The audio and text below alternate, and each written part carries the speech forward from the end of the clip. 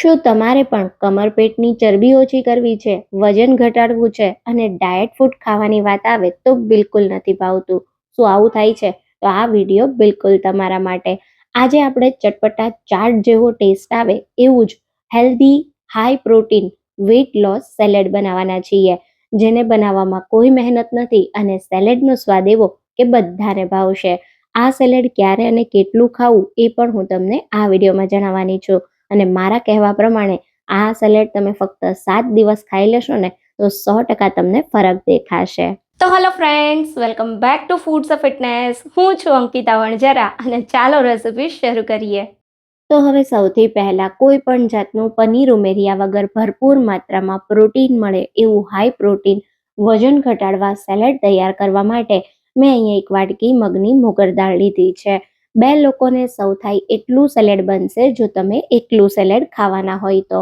અહીંયા શું કરવાનું છે, દાળ જે આપણે લીધી છે એને ખૂબ સારી રીતે ધોઈ લેવાની છે અને પછી દાળની અંદર હલકું ગરમ પાણી ઉમેરી અને 30 મિનિટ માટે દાળને પલાળી દેશું. તમે ચાહો તો દાળને તમે ઓવરનાઇટ પણ પલાળી શકો છો. દાળ વધારે પલળી જશે તો કોઈ પ્રોબ્લેમ નથી. તો અહીંયા આપણે 30 મિનિટ દાળને પલાળી દઈએ. લગભગ 30 મિનિટ પછી તમે જોઈ શકો છો દાળ ફૂલી એની સાઇઝમાં ડબલ થઈ ગઈ છે. તો જે મગની દાળ છે એમાં ભરપૂર માત્રામાં પ્રોટીન હોય છે, સાથે આ જે દાળ છે એને પલળતા બિલકુલ સમય નથી લાગતો. તો હવે આપણે આ દાળમાંથી બધું એક્સ્ટ્રા પાણી કાઢી લેશું અને આપણા સેલેડને એકદમ ટેસ્ટી એવું તૈયાર કરવા આ દાળને સ્ટીમ કરી લેવાની છે.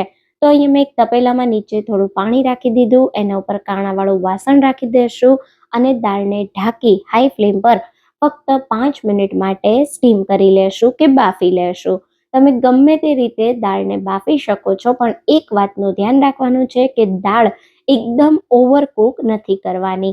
તો આ રીતે તમે વરાળમાં દાળને બાફશો ને તો ફક્ત 5 મિનિટમાં એકદમ પરફેક્ટ દાળ બફાઈ જશે અને સાથે એકદમ છુટ્ટી પણ રહેશે.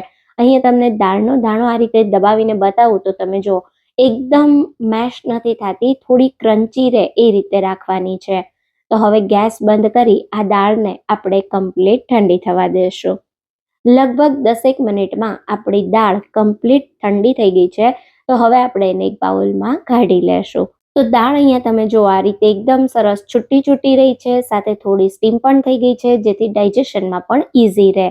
હવે આમાં 2 ટેબલ સ્પૂન જેટલું બારીક કાપેલું ગાજર, 1 નાની બારીક કાપેલી કાકડી, 1 નાનું બારીક કાપેલું ટમેટું, 2 ટેબલ સ્પૂન જેટલી ડુંગળી ના ખાતા હોય તો બિલકુલ તમે સ્કીપ કરી શકો છો. સાથે થોડા દાડમના દાણા ઉમેરી દેશું અને અહીંયા મેં 1 મુઠ્ઠી જેટલા શેકેલા શીંગના દાણા લીધા છે.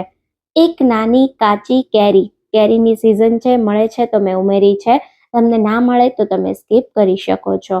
હવે અહીંયા આપણે તાજું ખમણેલું નાળિયેર ઉમેરીશું, એની ફ્લેવર બહુ સરસ આવશે. તો નાળિયેરને બિલકુલ સ્કીપ ના કરતા જરૂરથી એડ કરજો. હવે અડધી ચમચી જેટલું મીઠું, અડધી ચમચી જેટલો ચાટ મસાલો, અડધી ચમચી જેટલો કાળા મરીનો પાવડર, 1 મોટી ચમચી લીંબુનો રસ ઉમેરીએ. કાચી કેરી ના ઉમેરતા હોય તો લીંબુનો રસ થોડો વધારે ઉમેરવાનો.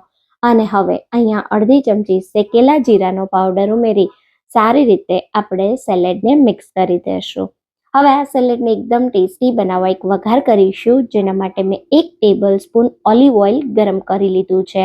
એની અંદર અડધી ચમચી રાઈના દાણા, 1 ઇંચ ખમણેલા આદુનો ટુકડો, 2 બારીક કાપેલા લીલા મરચાં અને થોડા મીઠા લીમડાના પાન ઉમેરીશું અને વઘારને તરત જ સેલેડમાં ઉમેરી દઈશું. આ જે આપણે વઘાર કર્યો છે ને એનાથી સેલેડનો સ્વાદ બહુ જ સરસ આવશે, એકદમ સરસ તમને ફ્લેવર આવશે બધા જ વઘારની.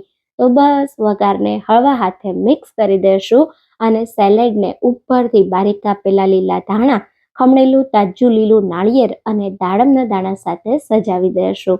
આ સેલેડ એટલું બધું ટેસ્ટી છે ને કે તમે ચટપટા ચાટ ખાવાનું પણ ભૂલી જશો, અથવા તો જો તમે વેટ લોસ જર્નીમાં હોય અને તમને કંઈ ચટપટું ખાવાનું મન થાય તો તમે આ સેલેડ ટ્રાય કરજો.